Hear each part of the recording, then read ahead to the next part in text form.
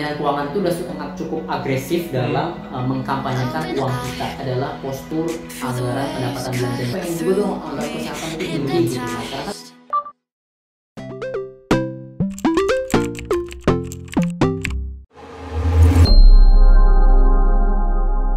karena kan jadi 10 juta bisa buat ke coffee shop yang mewah gitu ya. Jadi, nah, makanya maksud gua ketika ya entry point lu tadi di situ gitu, itu sebetulnya udah harusnya menggambarkan bahwa yang harusnya mengikuti perkembangan APBN ini itu bukan cuma anak-anak economics doang gitu, yang anak-anak yang kuliah economics gitu ya, S1, S2, S3 economics baru dia harus melek APBN, tapi orang-orang yang punya latar belakang macam-macam lah gitu ya, mau scientist atau apapun itu ya lo harus aware juga bahwa uang lo itu sebetulnya sebagian uang lo itu lagi dititipin sama pemerintah lo gitu. Nah, makanya ketika pemerintah mengelolanya itu tidak transparan ya lo yang harus kejar itu untuk bisa jadi lebih transparan lagi. Karena menurut gua nih ya, Kementerian Keuangan itu udah sangat cukup agresif dalam mengkampanyekan uang kita gitu ya. Jadi kalau kampanyenya Kementerian Keuangan nih, uang kita, pajak kita, dan lain-lain itulah gitu hashtagnya ya.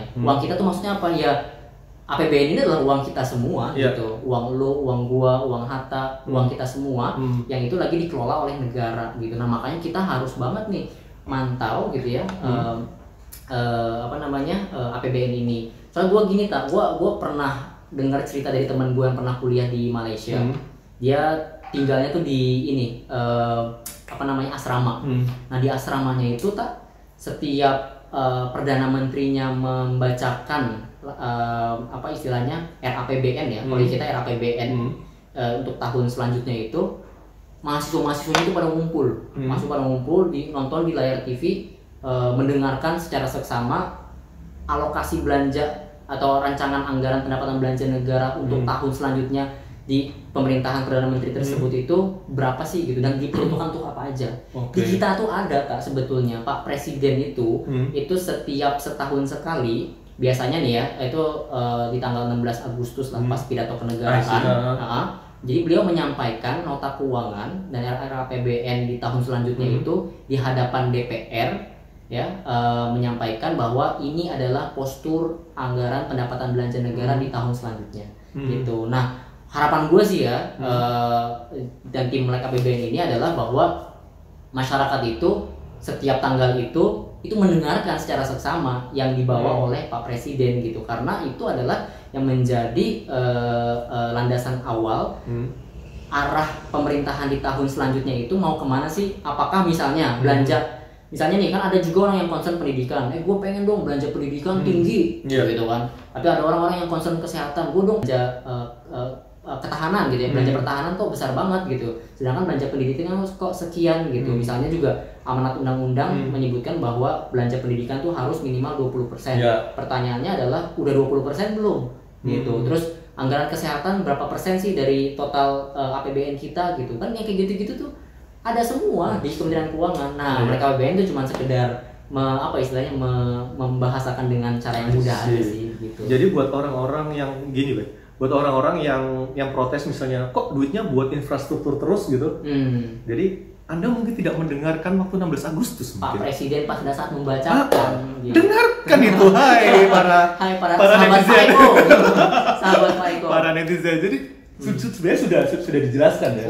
Sudah dijelaskan kalau misalnya untuk alokasi buat infrastruktur sekian. Iya, gitu. betul. Jadi kalau misalnya kalian mempertanyakan kok tiba-tiba dananya buat infrastruktur ini kok segede ini gitu, dan udah misalnya udah Desember ya udah telat bos.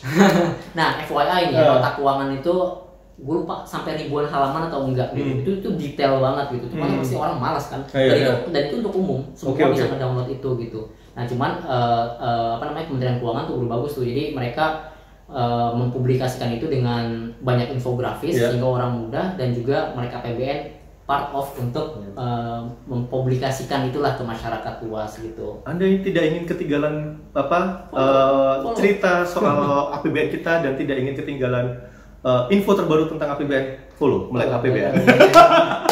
Iya. Oke, menarik baik. Nah, mungkin pertanyaan terakhir baik. Kalau misalnya nih kita udah tahu nih waktu 16 Agustus dibacakan gitu. distribusinya ini sekian buat pendidikan, sekian persen buat infrastruktur dan so on and so forth gitu. Kalau misalnya ada yang nggak sesuai dengan yang kita harapkan sebagai rakyat jelata ini baik, apa yang bisa kita lakukan? Sebetulnya kalau sebagai masyarakat ya yang bisa kita suarakan itu adalah ya tentunya melalui DPR ya, gitu, melalui DPR. Tergantung konteks lu itu ngomongin negara atau lu sebagai warga Indonesia atau lu sebagai warga Jakarta. Lu kan lu orang Jakarta nih. Sekarang gini, ada APBN, ada APBD gitu. Jadi kalau misalnya mau yang lebih spesifik lagi itu yang dikelola oleh Pemprov DKI Jakarta lu gitu. Jadi kalau misalnya lu ingin menuntut sesuatu yang dalam konteks pengurusan negara ya lu lewat APBN ini gitu ya. Itu larinya ke anggota DPR yang lu pilih gitu. Gua aja lupa anggota DPR. Nyoblos, tapi gua lupa pilih siapa, lu ingat enggak? Gue lupa deh bener. Mungkin anggota DPR gue ingat kan ada DPR RI, DPRD provinsi, DPRD kota kabupaten, belum DPD dan kemarin tuh presiden dalam satu hari. Ya 4 lah ya. 4. Dan lu ingat semuanya? Enggak lah. Enggak, lupa gua. Cuman kalau yang idealnya sih kita mencari ideal ya sebagai masyarakat itu kita langsung lari ke DPR itu gitu. Nah kalau di ini ya, kalau di mana gue belajar dari temen gue yang di UK, mereka tuh anggota parlemennya itu memang selalu membuka sesi setiap minggunya ngobrol-ngobrol bareng warganya gitu. Nah kalau di kita mungkin bahasanya anggota DPR lagi reses ya. Lagi reses itu ya itu adalah peluang kita untuk menyampaikan aspirasi kita sih, kayak misalnya DPR RI reses ke daerah gitu, ya lu sampein tuh ke anggota DPR lo bahwa pendapat lo ini gitu. Karena memang kalau misalnya porsi yang sebenarnya gitu ya, dalam proses perencanaan APBN ini itu ya melalui kementerian-kementerian itu gitu. Cuman kan dari kementerian-kementerian itu nanti disampaikan oleh Kementerian Keuangan, mereka sering intens komunikasi dengan anggota DPR dan harusnya anggota DPR yang lu tadi pilih tadi yang lu sampaikan aspirasinya juga menyampaikan ke pemerintah ini gitu ya. Pokoknya anggota DPR mewakili daerah kita ya. Iya betul. Idealnya seperti itu. Gitu. Tapi sepertinya belum ada. Itu gua no comment. Itu gua no comment. Mungkin buat masukan buat Bapak Ibu anggota dewan mungkin bisa, kita kan udah ada bayar pajak, udah gede nih. Mungkin bisa dengarkanlah suara rakyat jelata ini. Nah sebetulnya juga makanya harapannya juga gini sih mereka APBN juga bisa didengarkan oleh DPR, oleh pemerintah gitu ya, dalam hal menyampaikan aspirasi masyarakat juga gitu ya. Mudah-mudahan makanya platform kita semakin membesar dan kita juga bisa lebih mengedukasi lagi dan juga bisa menyampaikan aspirasi ke pemerintah gitu. Mungkin startnya supaya orang aware dulu ya.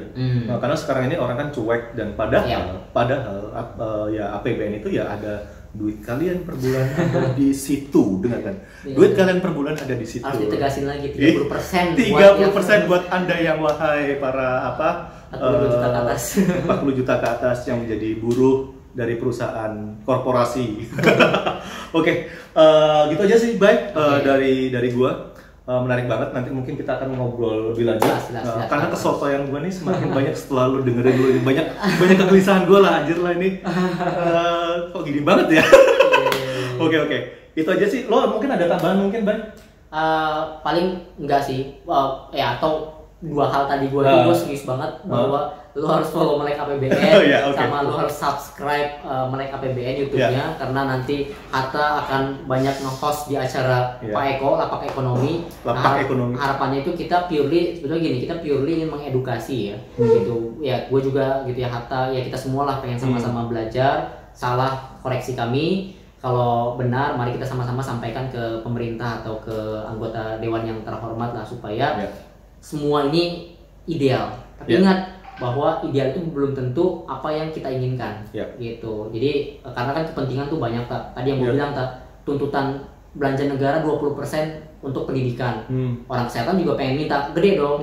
Orang yang pengen bangun infrastruktur minta juga gede dong, gitu. Orang yang di sektor-sektor lainnya pasti akan nuntut juga gitu. Nah, bagaimana caranya sekarang pemerintah bisa bersikap wise dalam menentukan skema APBN ini supaya tepat sasaran. Itu aja. Bener sih. Oke, thank you, Bay. Buat kalian kalau misalnya ada kegelisahan atau pertanyaan tentang perekonomian di dunia ini ataupun di negara atau di RT kalian, silakan aja. Di RT kalian. Iya dong.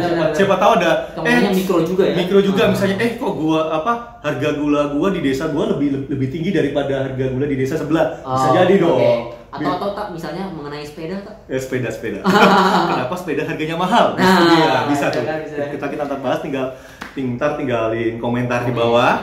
Itu. Dan satu lagi, Bay. Apa nih? Kita belum punya nama buat penonton Pak Eko. Oke, apakah sahabat Pak Eko? Sahabat Pak Eko? Simpanan Pak Eko? Simpanan Pak Eko. Karena Atta Halilintar dia punya A-team gitu. Kita apa nih? Okay. Nama buat penonton Pak Eko itu apa? Silakan tinggal komentar di bawah. Siap. Ntar kita ketemu lagi di sesi selanjutnya, di episode selanjutnya dengan bahasan yang lebih seru. Dan ciao. Masuk Pak Eko. Kaku banget ya. Bye.